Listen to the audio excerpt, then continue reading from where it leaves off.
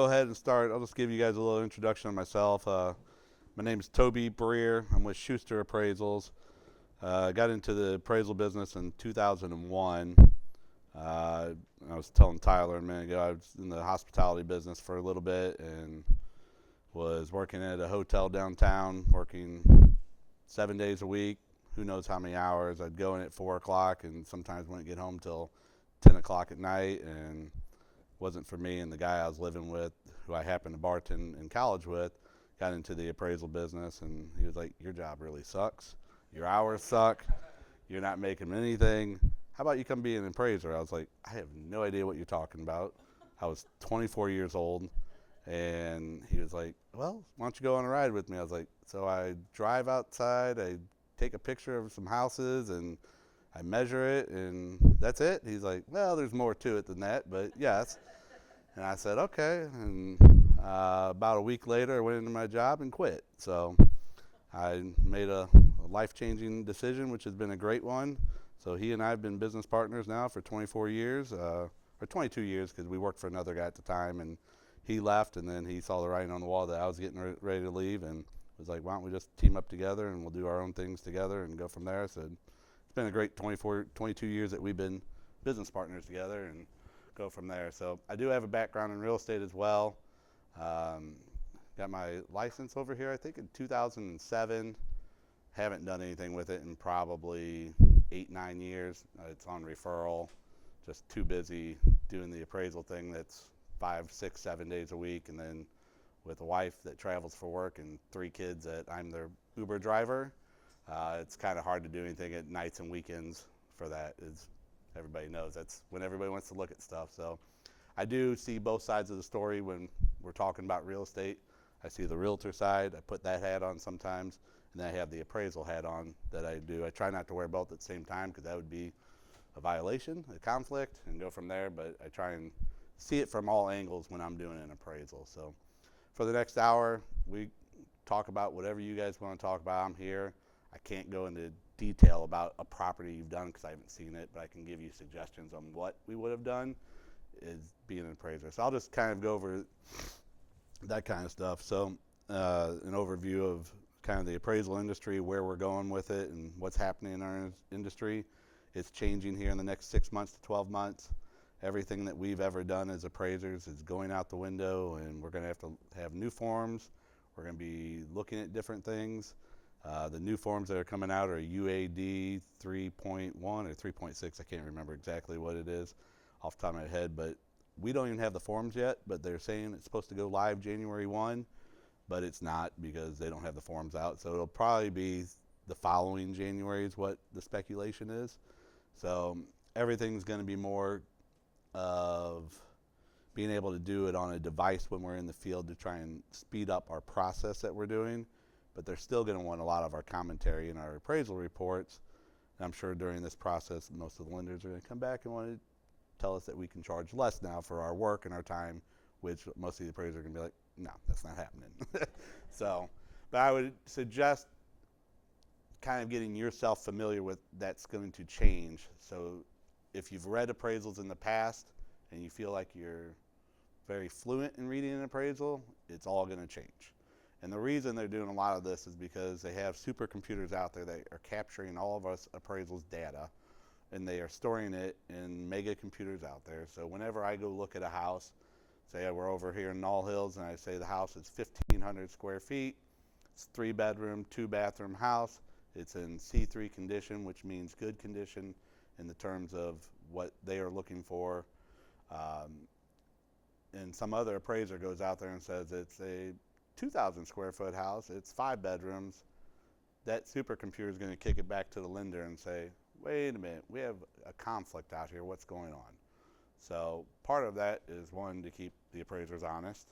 So, and also they've used all this data that we've put into their supercomputers to kind of go ahead and use it for lending purposes. If you have a good credit score, then, and you're putting enough money down, they might waive the appraisal fee or the appraisal on it, and they're using that information they have in these computers to say it's okay to do that. So that's part of it, and that's part of why they're doing the new forms, to kind of make it a little bit more standard for them to have all that information about all the properties that are out there. So things have changed in the last, I've been appraising for 24 years, and things have changed over time and all the different things. We've had new forms come out that have just been a bigger variation of what we are doing. We used to be able to call everything good average, excellent. That's all been changed. So now how we rate things on ours are C1, C2, C3, C4, C5. C1 rating is a brand new property. C2 is something that's probably been renovated, rehabbed, or it's probably within the first 6 years of its life. C3 is a house that's pretty good condition to where it's had updates over time. C4 is starting to need updates. C5 is that it's probably past updating, and most lenders won't lend on a property if an appraiser calls it C5 condition. And that's just because they wear their eyes and their ears, and they're like, if it's C5, they want a remaining economic life of 30 years, because that's probably what they're going to give a loan for, is 30 years, and it probably won't hold up to the test of time for that, so they don't want to lend on it. So you go from there. One of the bigger things, there's some handouts that Tyler had about ANSI guidelines. That was kind of put into on our plate April 1, I think 3 years ago, to where we've always measured this way in our office, the properties the way ANSI says, but a lot of real estate appraisers weren't measuring this way, so they wanted us to all be consistent on how we measured properties. So I just got off the phone with a lender today trying to help out my sister-in-law, who I trained for 4 years and worked for me for 15 years. She's on her own now, and they were fighting with her about how she reported a property in terms of gross living area. When an appraiser talks about gross living area, that's everything above the foundation. We as realtors talk about square footage. So we will sometimes combine gross living area, what's above, and basement finish, and gives us a higher number, which is fine just as long as you separate the two and it's not misleading to whoever's reading it. But the lender kept coming back and pushing and saying, no, this part that's below grade should be considered part of the gross living area. It's a California split. The garage has part of the garage wall is under the dirt, so it's below grade. Part of the back wall is under it, but when you get to the right, you walk out the back door and it's flush with ground. And the homeowner was saying this is above grade, and we kept telling them no, it's not. They're looking at the pictures and they're like, well, prove to us in the ANSI guidelines where it's not.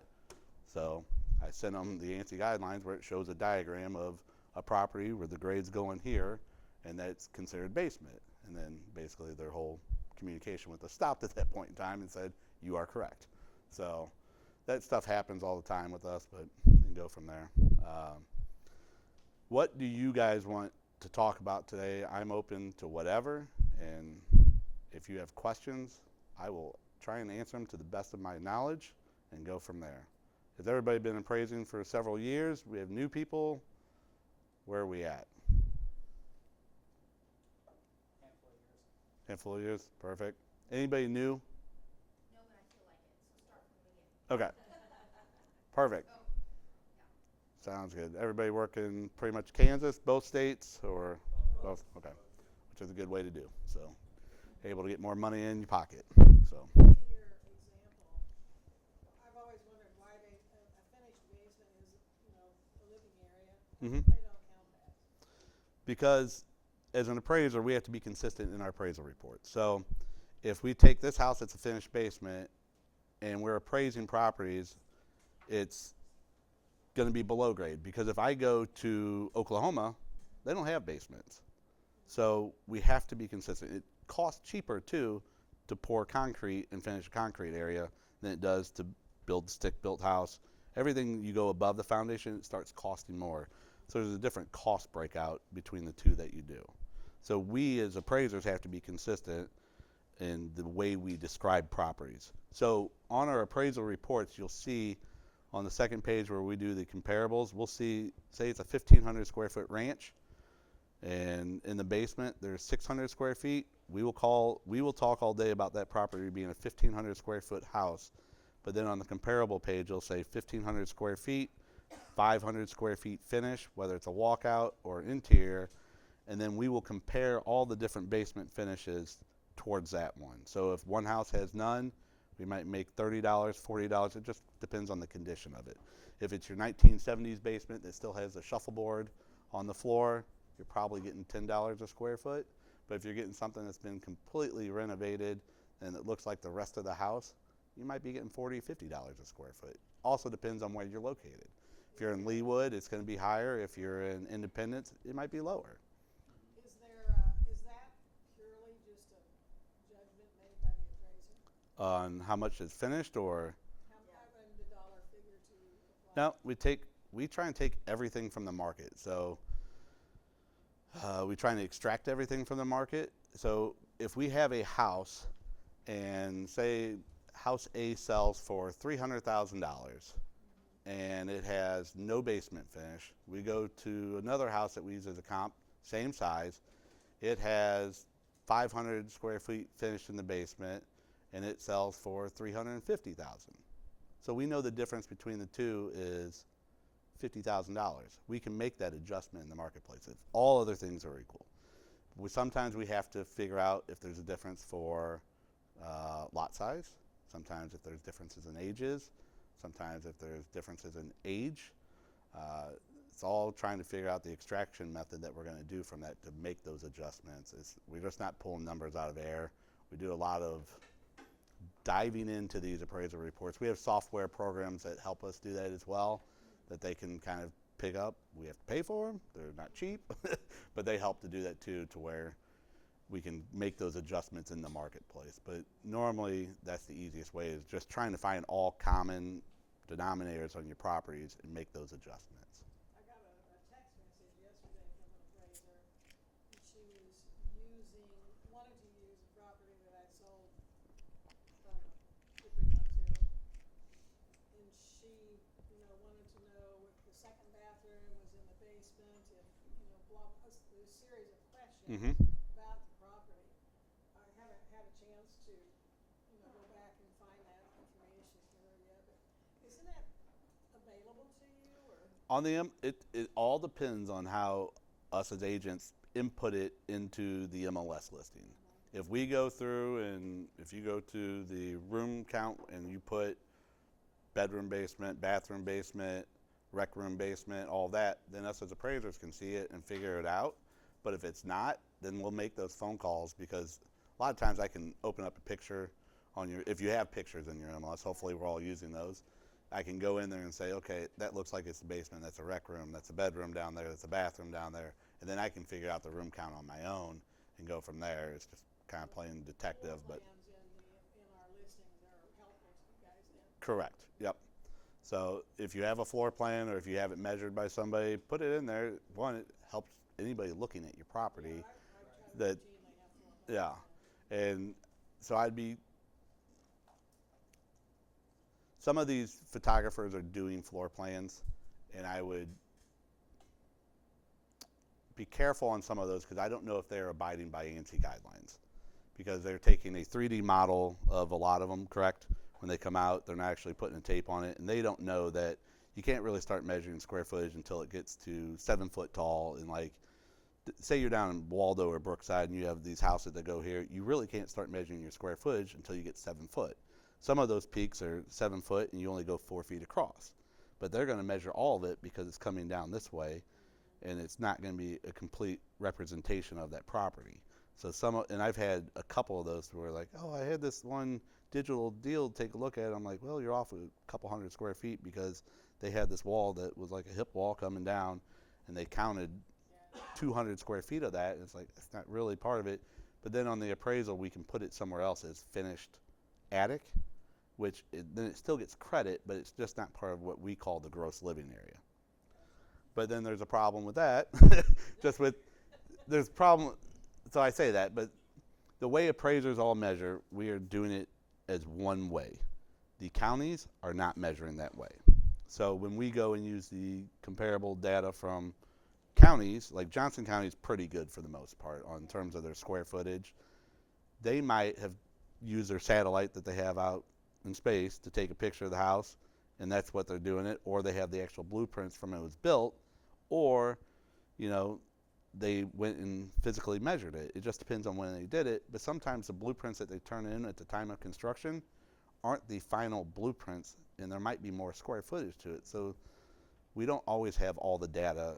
We just make assumptions that we do. I had a buyer that in Roland Park recently that bought a house that was like this Mm-hmm. two bedrooms upstairs, Yep. and they had the walls like that. I didn't Yep. know that the square footage probably. I mean, it appraised okay. Yeah, yeah.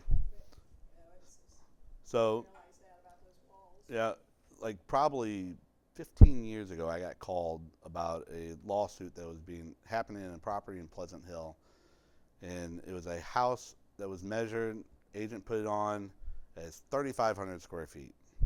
People moving from California are like, oh, this is a really great house. I'm buying it for $250,000.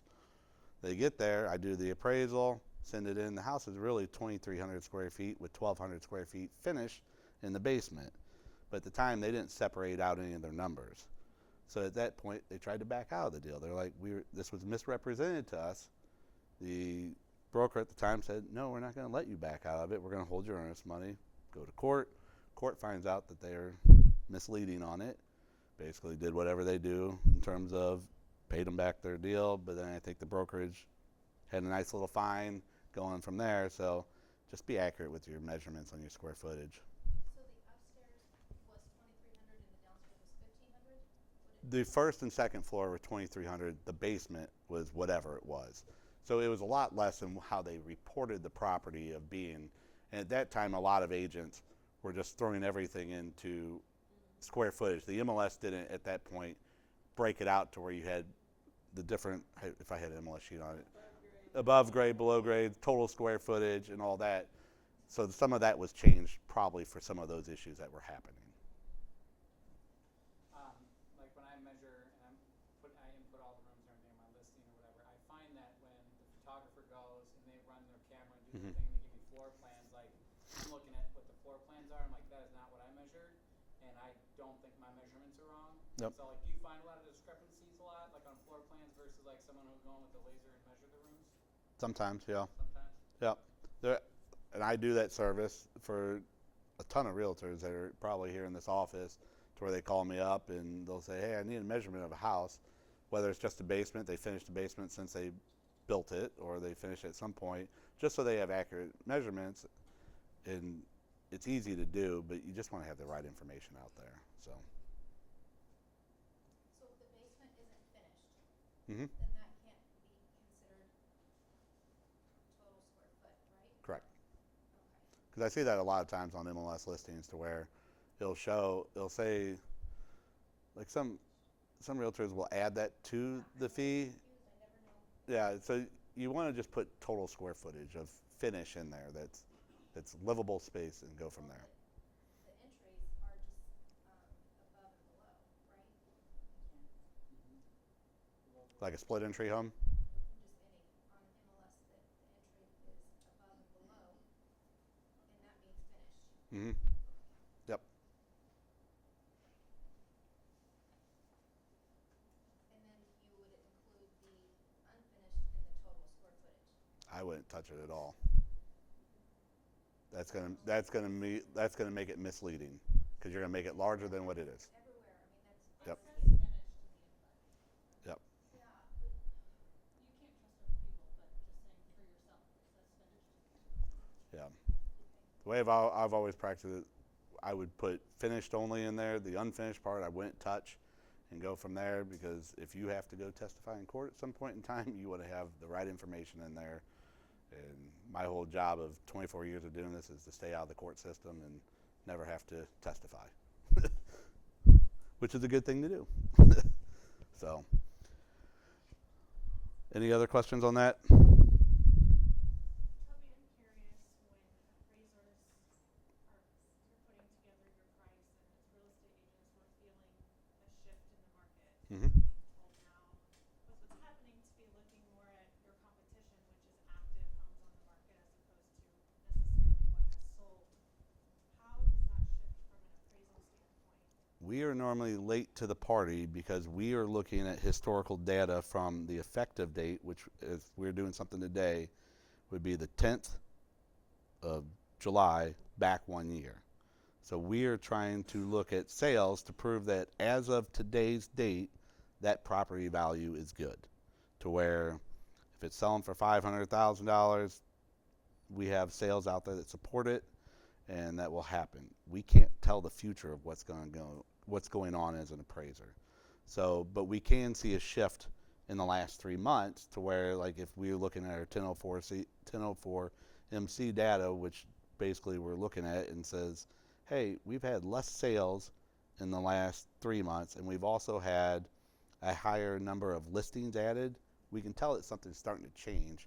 And at that point in time, we're trying to use sales that have only occurred within the last 3 months.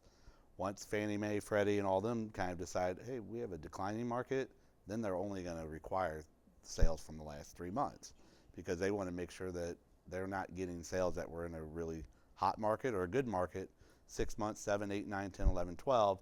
And if you do have to use those, they're going to probably require us to make some sort of a downward adjustment for time in the marketplace.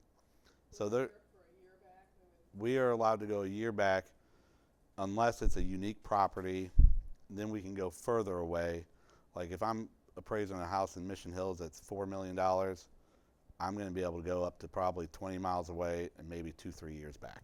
And I can make time adjustments if needed be and go from there.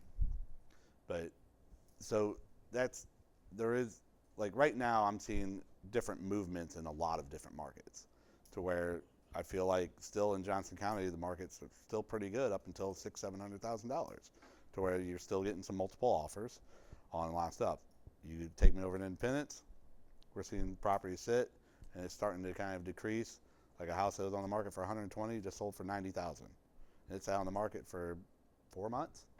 So it tells me over there something's shifting and going from there. And you know, Lee Summit kind of plateaued. It's kind of stagnant. It's not going up or down. And then you go up north, and there's still some good markets up there that are kind of moving. So every market's different in Kansas City.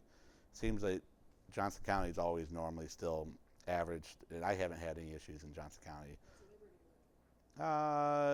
They're still pretty strong. So, but you know, we hear a lot of stuff of what's going on in the macro of the United States.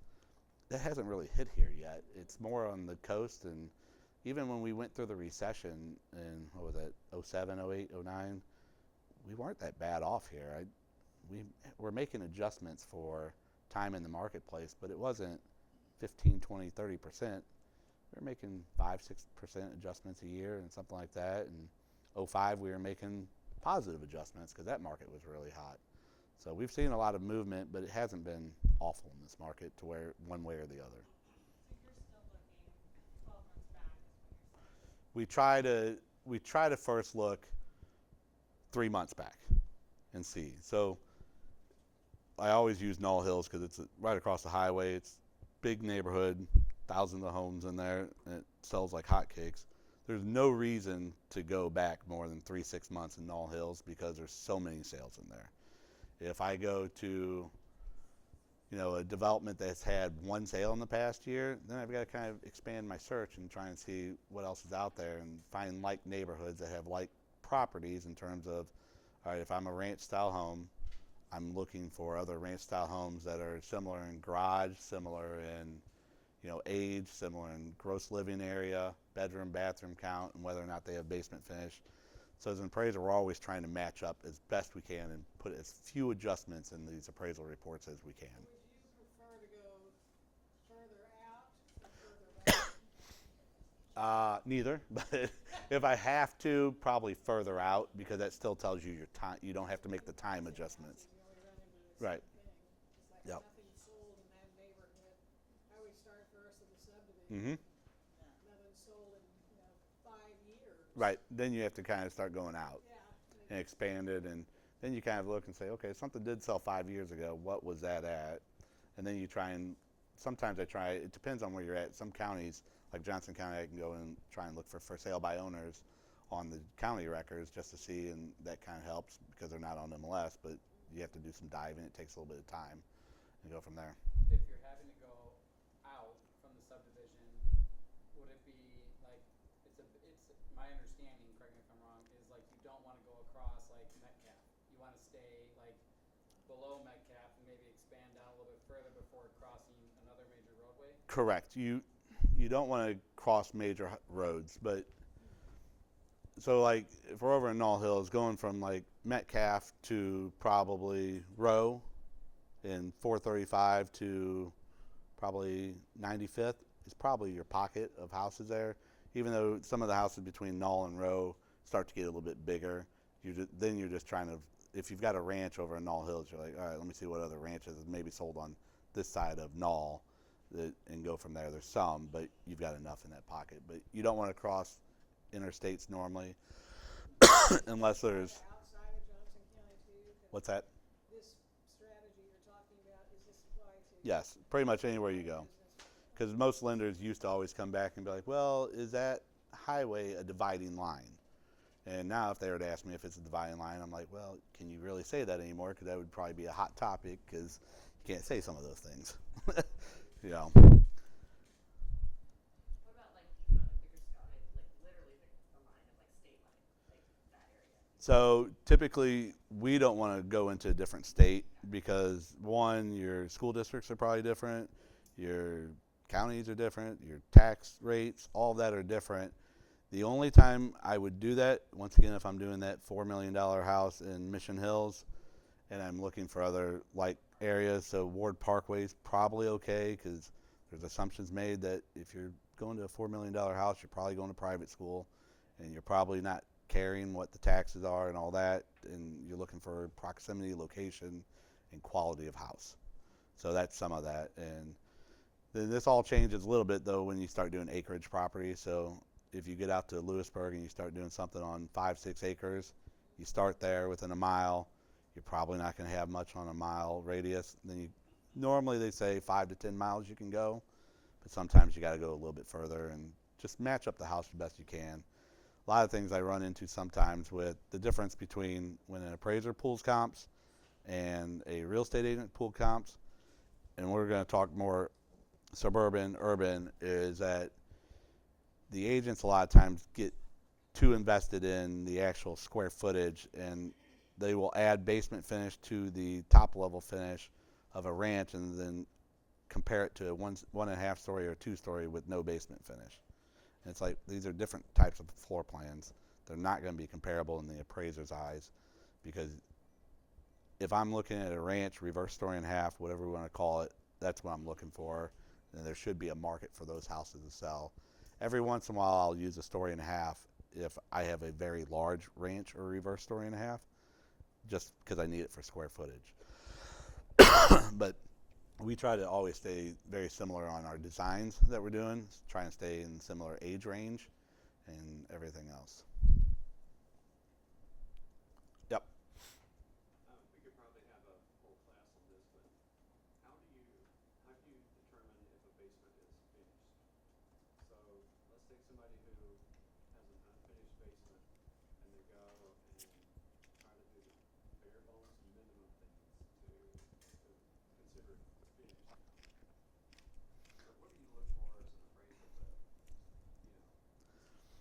yeah, this is really not finished? So it's a great question.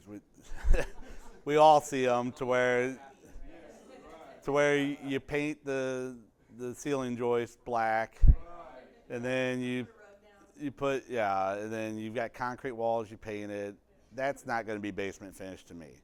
And I will make a mention in my appraisal report like, hey, we've made an attempt to make it look finished, but it's painted concrete and nothing's really been finished. If we get back to that 1970s house with the shuffleboard flooring, panel walling, that's probably going to get a little bit of credit. But if we're in an area where I'm giving $40 a square foot for basement finish, that might only get $5 a square foot. Then if it has a bathroom, that bathroom's probably going to get a lump sum adjustment, $4,000 to $7,000 somewhere in there. So it's all different, and there's no exact way to do every single market or appraisal. Like every market's different, and I tell, like going down to Brookside and doing a garage down there, between a 1-car and a 2-car garage, you could possibly be a $40,000 adjustment for the differences. You go out to Olathe and you are between a 3 and a 2-car garage, you might be $10,000. It just kind of what the demand is for that marketplace, to have them, because a lot of the houses down in Brookside, you might not have the lot size to add another garage, so there's no ability to put another garage on there, so you're just kind of stuck with your one car garage and nothing's going to help you. So at that point in time, if there's no ability, I'm only going to probably compare that property to other properties with one car garages. And if I have to do a 2-car, I'm going to have to make a large adjustment because of that. Bathroom adjustments down in Brookside, because you can only have so much square footage down there, are going to be larger than probably something in Overland Park and Knoll Hills, because you don't have anywhere else to go, and bathrooms are a commodity down there, to where if you have a 2.5 bathroom or a 3.5 bathroom in Brookside, that's pretty good. 1.5 to 1 is your typical on a lot of those 1,600 square foot houses. So what would you consider as far as the ceiling and walls in a basement to consider a finished one? What would you look for? So I will take the painted ceilings if there's sheetrock on the walls and some sort of permanent flooring on the floor. So, correct. Well, they say that, but people have done a lot of the epoxy to the concrete and the high finish on it. That's fine. That's fine. They've made it to where it looks finished. But if you paint it, and I can see every crack that's ever been in your foundation floor, probably not going to get value on it, because is the market really accepting of that? Or is the market really going to want to pay extra for you to paint your concrete floor? I've had a few of those recently on some quick renovations that they've done that, and I'm like, this really isn't basement finish. And they're trying to get it. The walls are the most important. Yep. And then while we're in the basement, things have changed on basement bedrooms and everything, to where you still have to have egress to get in and out of there, whether it's a door or a window. The window can't be 5 feet off the ground. You no longer technically have to have a closet in bedrooms. They have kind of changed that, because they are thinking that there are more wardrobe racks being placed in rooms. There are more contemporary homes now being built without closets, and it's not a necessity. You will probably still find a lot of realtors and a lot of appraisers that will still kind of say, you need a closet to kind of make this a functional bedroom.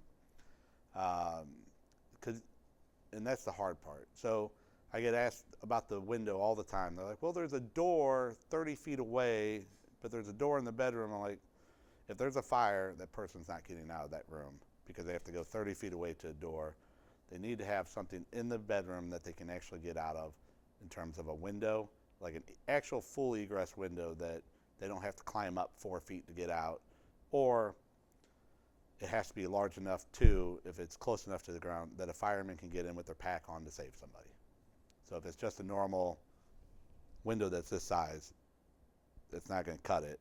You got to have a good, like, 3-foot window in the basement to be able to consider it a bedroom. I always say a large fireman has to get through it. A fireman with a pack on.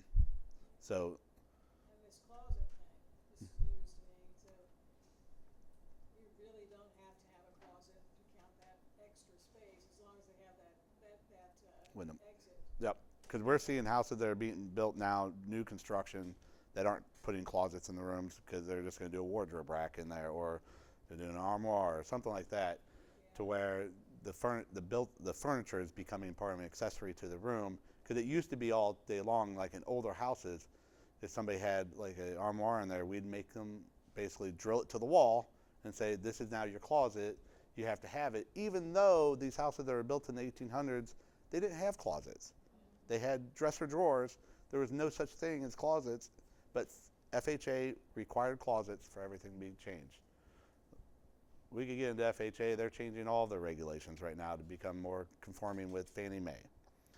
So in terms of the way appraisers take pictures of houses, some of the things they call out, it's an ongoing cycle. I'm still trying to learn. This is all new within the last 2 weeks. A lot of the safety, soundness, and stuff is still full in effect, to where if it's a trip hazard or if it's peeling paint, those are all still big things. But some of the other things are starting to come up. Why are they doing that? Oh, sorry. So you don't have to have an armoire or anything? Oh, okay, cool. Because I have a client right now that they were going to build Fannie Mae and all of them have said, have talked about it. I've read blogs on it, and it's kind of 50-50 to where an appraiser might call it out. If they do, what do? You try and find some research online that says Fannie Mae no longer requires it to have a closet, and I could have swore I thought I saw something a couple weeks ago that said Fannie Mae no longer requires a closet to consider it a bedroom. Yep, back in the back. Toby, I have a question. So what is your thoughts about pre-appraisals for those unique type of properties? Like if you have a home on acreage and it's 135 years old and you're really not gonna find any comps that match that It's probably a good idea, just one, because like I just did one up in Northland for a buddy of mine. He's a firefighter, and one of his buddies, a firefighter, wanting to sell it. He was living on the fact that it was in North Kansas City. All the Kansas City firefighters have to live here. He's like, somebody's going to live here. I'm like, your house is 130 years old. He thought his house was worth $900,000. We appraised it for $600,000. I called my buddy that's a real estate agent. I go, where were you thinking this was going to come in? He goes, right at your number. He goes, I called you in to be the bearer of bad news. I said, okay. So that's always a good avenue to go. So Correct. then also, if you have a parcel of land that's Mhm. on acreage, but it's highly treed, are you gonna lose a lot of value because of the trees? Because a lot of people look at that and says, well, that's not usable land. Oh, it's usable. It's just, you just have to, yeah. Some people want that though. Some people want a highly treed. Everybody's different on their wants and likes. So some people are like, I want heavily treed because nobody can see my house if I built a house on here. Some people are like, I want it cleared so I don't have to maintain it. So some people prefer that. So, but I am seeing some people that are buying land, removing trees, and then selling it for a profit too. My brother-in-law has done that. So I'm just like, and he makes decent money doing it. So I'm just like, okay. Yep. Somebody else had a question in the back? Is the closet thing, is that just for basement bedrooms or all bedrooms? All. Yeah, I just looked it up. There's no. Fannie Mae doesn't require. Okay. Yeah, she just looked it up and said Fannie Mae does not require closets.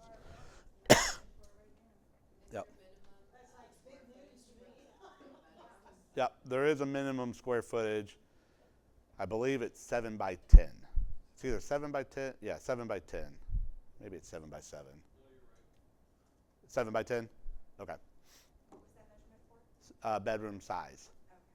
The minimum that you have to have. So. Put a baby bed in there. Yep. So if it's an 8 by 9, no. Even with a closet? Nope. 700 feet? 7 by 10. 7 by 10 is Yep. the minimum for a bedroom? Yep. Okay. So Doesn't matter which way, I mean, there's. So it doesn't matter how high the ceilings are? 7 foot. Just 7-foot ceiling. Gotta have, that's all in the ANSI guidelines here. We'll have your ceiling heights and all that on that packet and go from there. Yeah, there's, oh, go ahead. Sorry if I missed this, but does a walkout get you more price per square foot on a basement? It realistically should, but not every appraiser, because, so it's one of these again. Like when I built my house, I was like, oh, I want a walkout basement so I can get to the backyard, whatever. There's some people that build their house like, I'm going to build a house. I don't want to walk out because I don't want my kids sneaking out of the house one more exit. I've had people tell me that. I was like, I get it, okay. But the cost to do a walkout basement compared to the cost of a daylight basement is greater, so you should get more in return. It just kind of depends on the market. So it's one of those things that I could go to a new neighborhood and say, okay, what's this house selling for that has a daylight basement with basement finish, and what's this house selling for with a walkout? Sometimes it's $5,000 to $8,000 difference. So, and that would be an adjustment that we'd make in the marketplace if it warranted that. So I used to be on a team, not anymore, but she told me that having a walkout makes your price per square foot the equivalent to your main floor. So that was totally wrong. Correct. Yeah. So years ago, when we reported our appraisals, we started, everybody in Kansas City market started calling everything a reverse story and a half.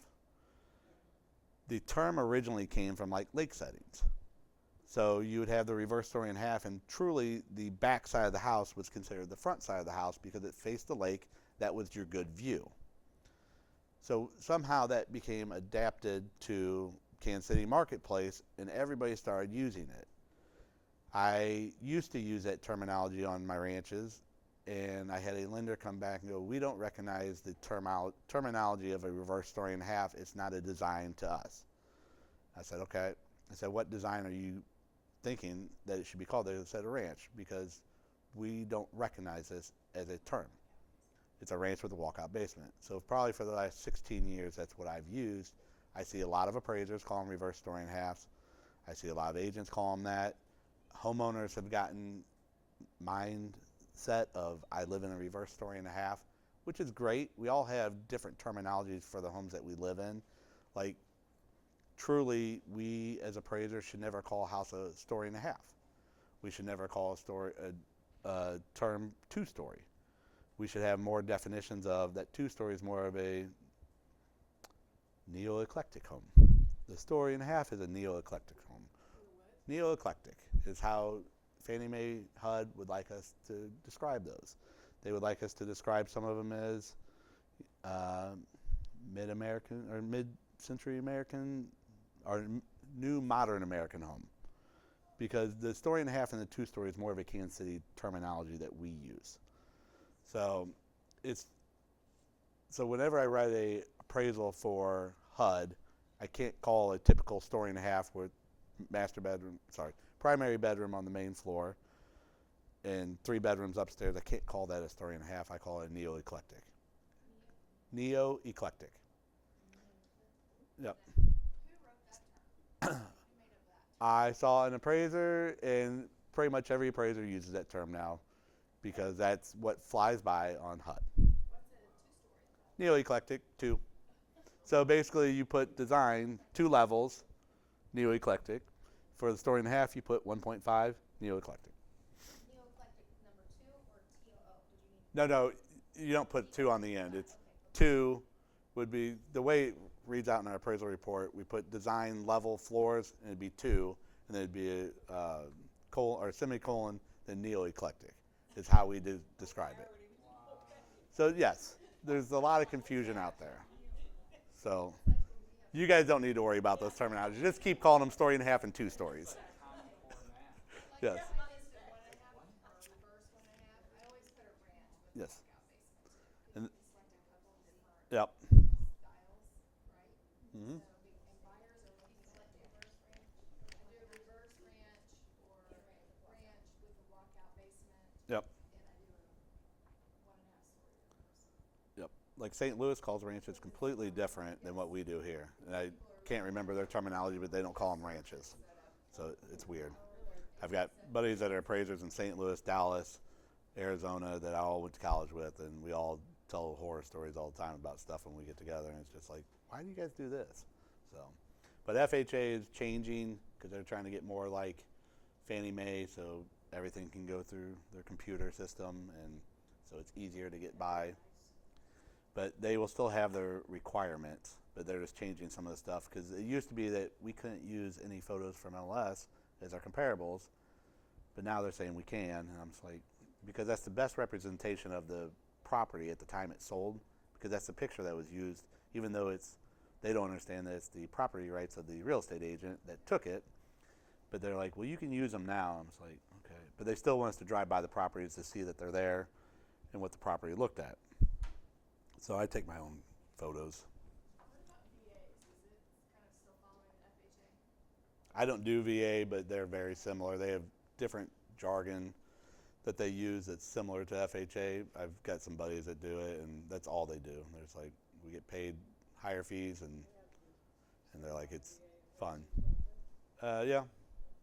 Are you seeing any subject twos popping up On. on the appraisal?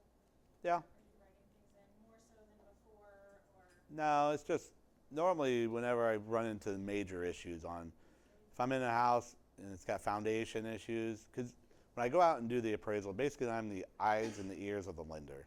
I'm trying to report everything to them, and a lot of times we get phone calls from the borrower, the person buying the property, whatever it is. They're like, well, you work for us. I'm like, well, not really. I work for the bank, even though you paid for it. Thank you. But I work for the bank. They're my client. And I have to report everything to them because I'm trying to help them evaluate the loan process of what they're doing for this property. So if I go out to a house and I see cracks in the foundation, movement, and everything's packed up on racks that are 4 feet off the wall, first mindset I'm going through is like, okay, we have water that comes in this basement because nothing's on the floor in this basement. So I probably need to call this out just because I'm not a foundation inspection or expert. Let me call somebody in that can do this. And I'm one CYA for myself and putting it on somebody else. So if anybody ever does review my appraisal, that loan goes in default and they're like, this appraiser never called out the basement. He was here, he saw all these things. I can see it in his pictures that there's cracks, and go from there. Mold is another one, whether it's FHA, conventional, whatever. If I see a black substance in the house, I'm calling that out. And then normal stuff, like if you have bathrooms that are not functional, we have to call that out for a cost to cure, or if they want it subject to, if there's a roof that's less than a couple years old, like life remaining on the roof, we'll call that out. But same point, I'm not a roof inspector, so if it looks like shingles are lifting or it looks like the shingles are very worn, then I will call for a roof inspection to come out and go from there. And I can't tell you how many times I've called out a roof inspection and XYZ roofer comes by and is like, nope, it looks great to me. And I'm just like, okay, sounds good. I said, just so I think they're trying to help somebody just so they can get their loan and move on, and they'll figure it out later down the road. So FHA is still a lot of the same stuff. The 3 S's: safety, soundness, security. Not in terms of whether your house will get broke into, just that windows are operational, water works, electrical works, that you have GFCIs in the house in case there's something there. We're not really supposed to poke or prod anything in the house, so you'll see some appraisers come over there and put their little thing in the electrical outlet. I've seen too many people that'll flip a switch and then they can't get it to reset, and I'm like, I'm not doing that. It's not part of my insurance. I don't want anybody to come back. You know, if water's not on in a house, I'll call a realtor and be like, hey, this is an FHA loan. We have to test the water. Oh, go ahead and turn it on. I'm not turning the water on because my sister-in-law was out at a property. She turned the water on. Little did she know that all the faucets were on in the house. The laundry machine wasn't there. And while she's in the basement turning on water starts leaking in the laundry room on the 2nd floor. It takes her about 4 minutes to realize that. Guess what's soaked in the house? So, said not doing that. And we want to make sure, like, on front porches, normally it's 2.5, 3 feet that you wouldn't need to have a hand railing. Like if you could fall off the front porch and the step down's more than 2 feet, you got to have a railing there. If windows don't open, those will need to be called out. Biggest thing for FHA VA is probably still peeling paint. If the house was built prior to 1978, they want to make sure that there's no peeling paint on the house. If there is, they'll need to be removed. When we say removed, not from the wall and then just left on the floor, like outside on the grass, because then they're really worried that a 6-year-old kid will walk by and eat paint. They're still worried about that. And then So what, it has to be scraped? scraped and removed from the property. So if you're to do it the way they want you to do it, you're supposed to probably scrape it, put it in a can, because it could be an environmental problem, and then you're supposed to have it lead-based tested. But if you just remove it from the property and it's not sitting on the grass, you are fine. Can it go in the regular landfill? Not Probably not, but I don't know how you're really supposed to dispose of it. So I would say it's probably not a good thing, because you can't throw regular paint in the landfill. So every time I get a dumpster, they say no paint cans, no tires. So then we're checking for too, like if I pull up to a house and their driveway is sitting like this with big cracks in it, that's a safety issue. Somebody's walking, trip, fall, hit their head. Driveway's probably going to have to be repaired, replaced, whatever. 2 to 3. Each city's different on their ordinances of how high they need to be. Because I did one in Raymore and it was 3 feet. I called it out, And then somebody got me a letter from Raymore saying that they started at 3.5 feet. So I was like, okay. So even though FHA has regulations, the city then has further. Correct, but if I really want to fight it and say I still think it's a safety issue, then I could be like, I'm not clearing it until it's done. But I was just like, that's fine. If they're city ordinance, I will let them trump me, because if for some reason they come back CYA, I've got the city letter there going, this is our requirements. So in the back, yep. So, going back to what you would consider rooms and whatnot. So, I'm working on a house now. Originally, it was one story with a really large attic, Mm-hmm. but the ceiling is vaulted, like A-frame. Mm-hmm. How would you consider any of that finished attic bedroom space? Is any of that ceiling height at 7 feet?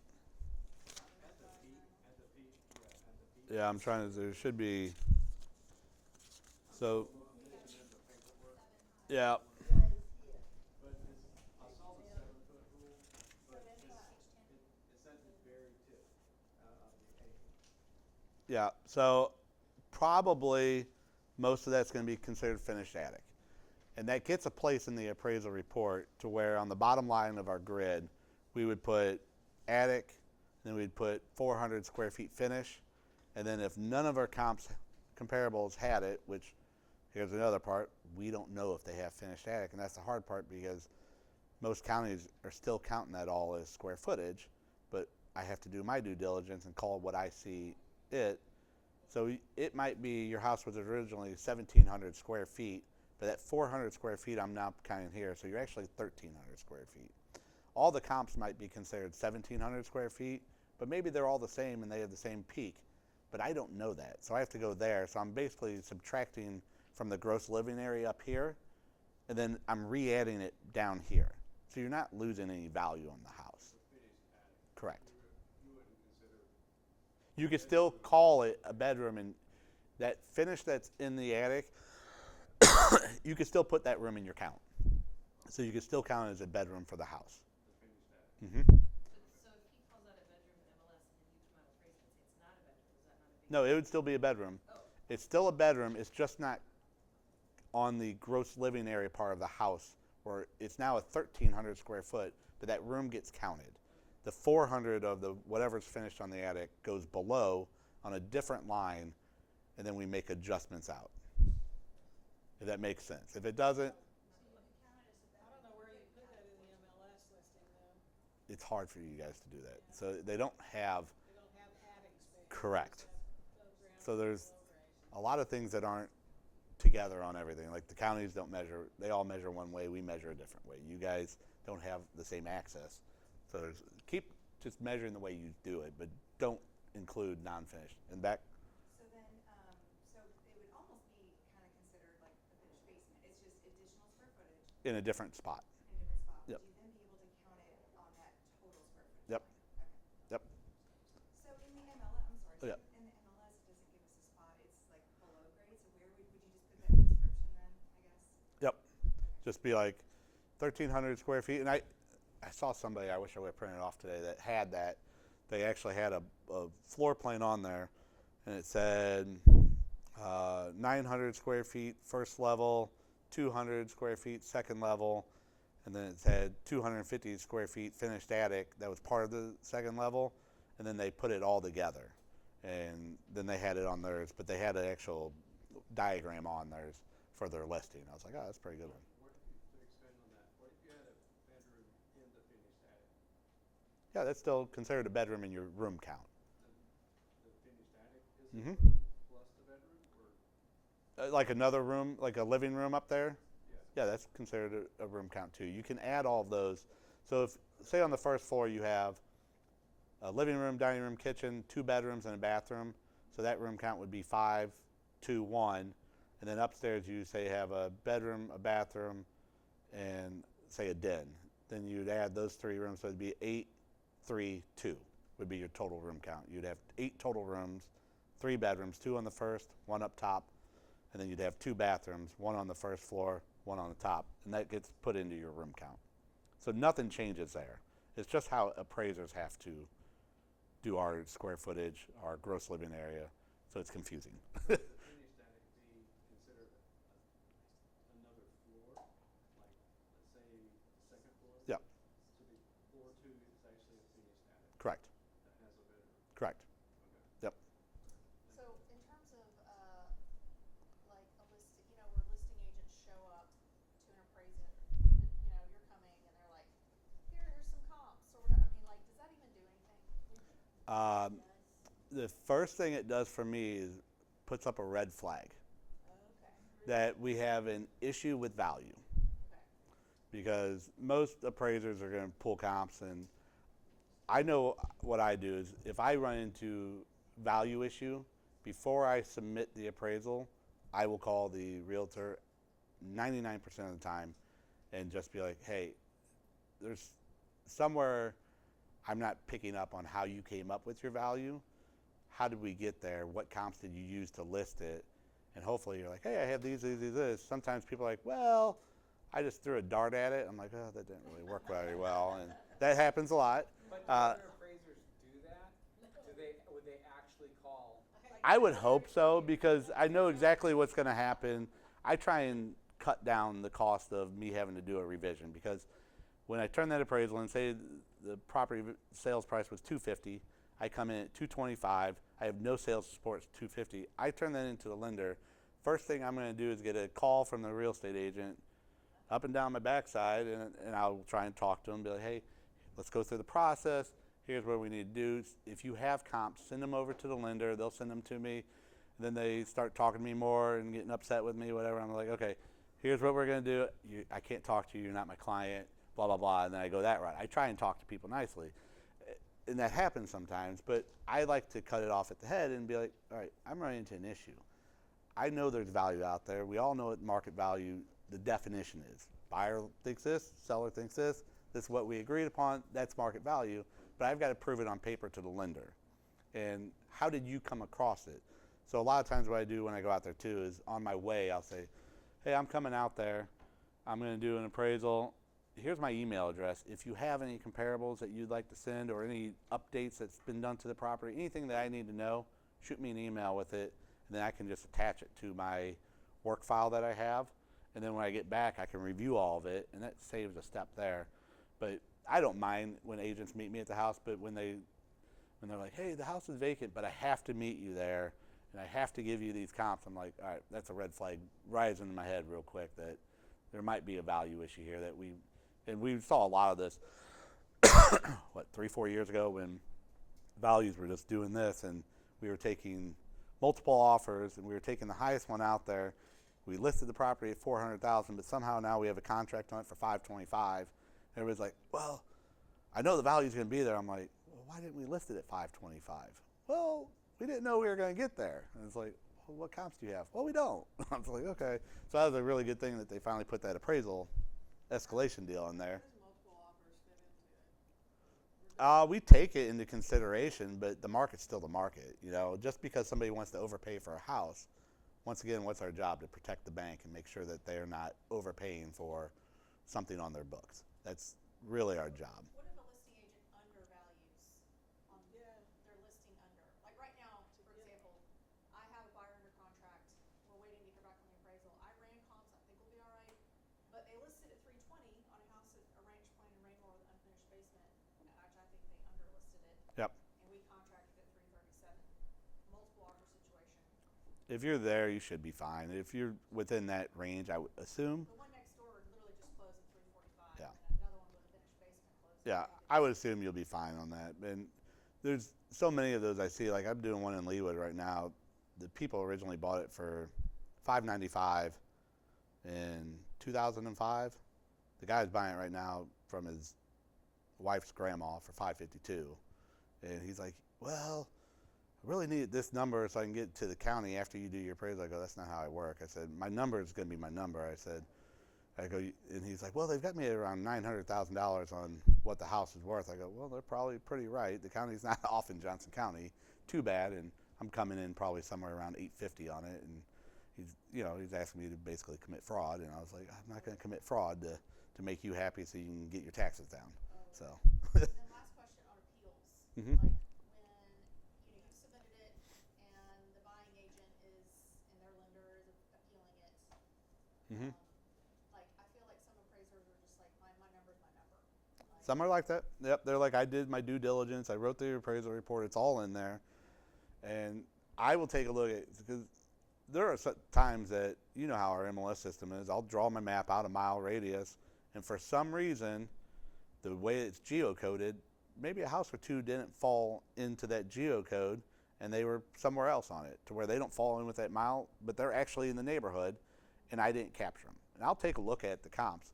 Like I had one over off of 435 or 470 and Raytown Road not too long ago. $270,000 house, worth 250. I was like, okay. Sent back the revision of, hey, we want you to use these comps. We're in Kansas City, Missouri. They give me all comps from Lee Summit. I'm like, not the same market. I was like, so I just went to the lender. I go, you should probably kill this one before it ever gets to me and just say, why are we sending him comps from a different market that's over 2 miles away when he used all comps within the market? And the lender was like, yep, I didn't see that. Don't respond. I said, okay. So.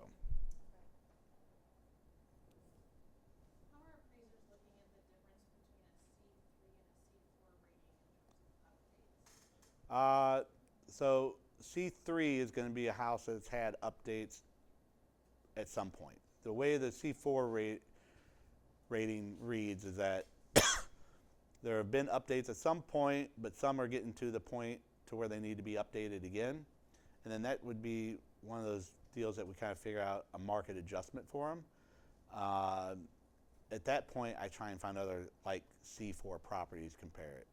Every time I pull comps, like if I'm using something that's C4 condition, which is basically average, I'm going to find other properties that are like, because I don't want to make that large adjustment for differences of C4 to C3, because that C3 condition could be a $50,000, $60,000, $70,000 adjustment.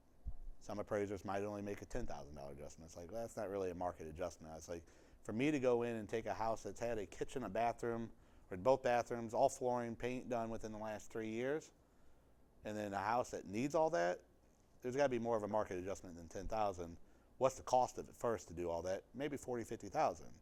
You know, so it could be that, and then the market's going to bring a little bit more than that as well. So are you looking more at cosmetic updates or the ones like the HVAC and water heater, the things that go out over time? That's all together. So if like, so in that same house I just did in Leawood, they just recently updated 2 bathrooms. They added a whole bath, updated the primary, updated a half bath, did nothing on the second floor, bath, did nothing on the flooring upstairs on the second floor. All that HVAC is 20 years old, roof is 20 years old.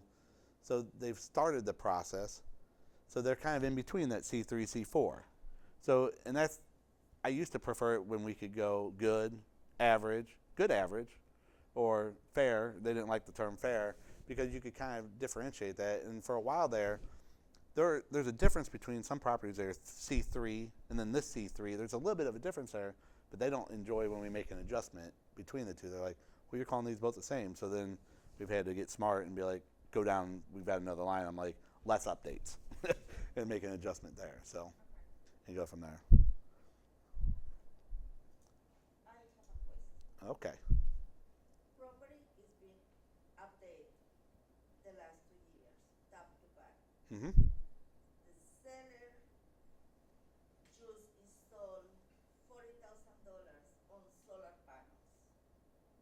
Something changed in their life, they need to sell. Okay.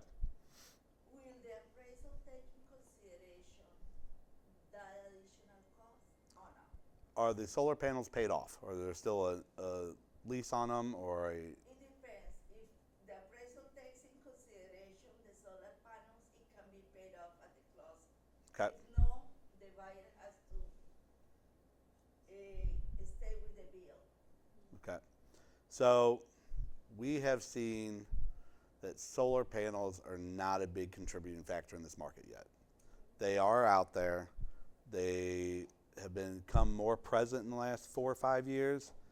When they first started coming in town 10 years ago, there was rebates put on them. which were great. So people were doing them. That was to introduce them to the market. If we were to move that house to probably the mountains of Colorado, they would bring a value. Probably out to California, they'd bring a value. Here, for the most part, our utility bills are pretty cheap. So I have them come by my house all the time and try and sell me on them. I'm like, all right, so here's the deal. You're going to put a solar panel on my roof for how much? $40,000. Okay. I said, and let's see, how long do those last for? They're like, oh, probably 30 years. Like, okay.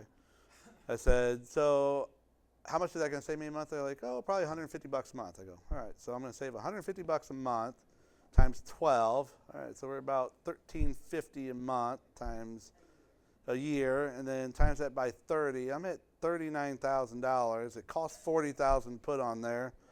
I was like, there is no return on investment on this. I go, and then what happens when I get a hailstorm in 7 years? My roof has to be replaced, and I have to pay somebody to come take off those solar panels because of that. That's a cost out of my pocket now. What happens if one of the solar panels cracks and it stops working? I have to pay for that. So as an appraiser, we don't put really any value on the solar panels right now. I try to find other properties that have solar panels that are in the marketplace. But I can tell you most agents don't really list them on there. You have to go through their picture and look on the roof and go, oh, there's a solar panel. They had it on there and they didn't really mention it. So I would say no. Nope. Couple more. What time do we have this room till? Oh, is it 2 now? Oh, okay. Any other questions? Did you give out your card? I have some. And then just so you know, I'll sell myself a little bit, but I do private appraisals. I will do appraisals for you if you have an issue listing a property.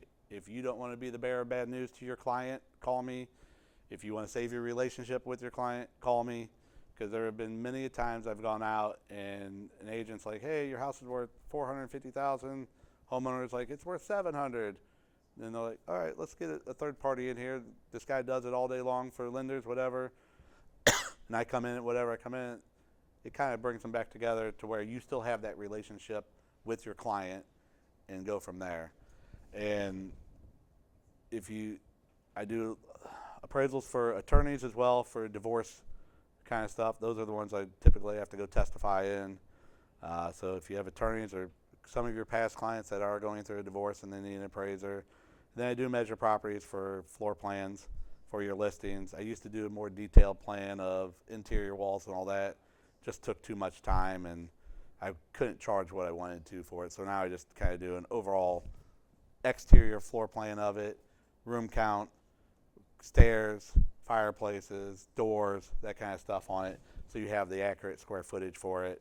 If you just need the basement measured, those are all different fees that we can do on those, and go from there. But if you ever have any questions, Randy gives out my number about everybody in this office to call me, and I'm pretty sure I answer about 99% of them.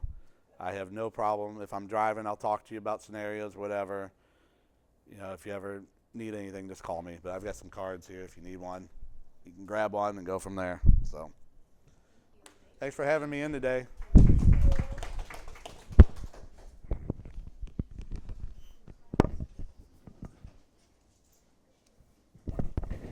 Yep. You're welcome. Thanks so much. No problem. No, that's fine. You're the smarter generation. Less paper. Okay, the guy that came out to Matt said that this counts as a bedroom. Okay, Too high. that's what I thought. Unless And there's a was- door going outside. To the exterior? Yeah. Okay. Is there a door in that room? No. Shouldn't be one. Just because And this is the other room and they're lower, so that counts. that 'cause you it's could, lower. because those are close enough. Okay.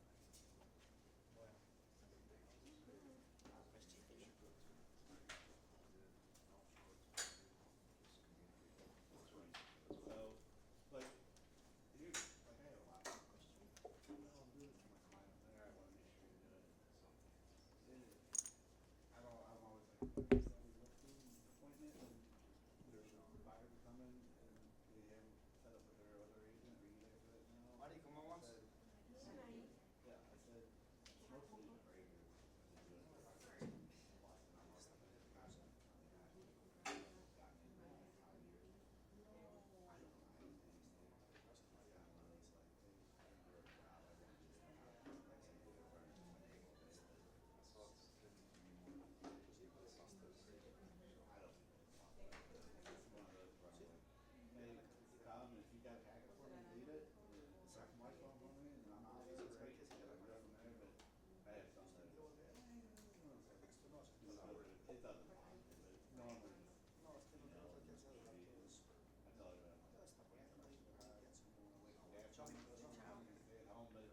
some You too. some homeowners are like, hey, we would like you there and the appraiser there because we don't want a strange person in the house. And at the same point, I'm like, you've let 4,000 strange people in your house and then looking at your house to buy it. You've got 4,000 inspectors more. that have been in, you've got the sump pump people in, you've got the radon people. Now you're gonna call the stand on the appraiser that you want to be there. Thank you for getting those Perfect. Thank you, Rob. Yeah. Appreciate it. Super quick question, super quick question. If a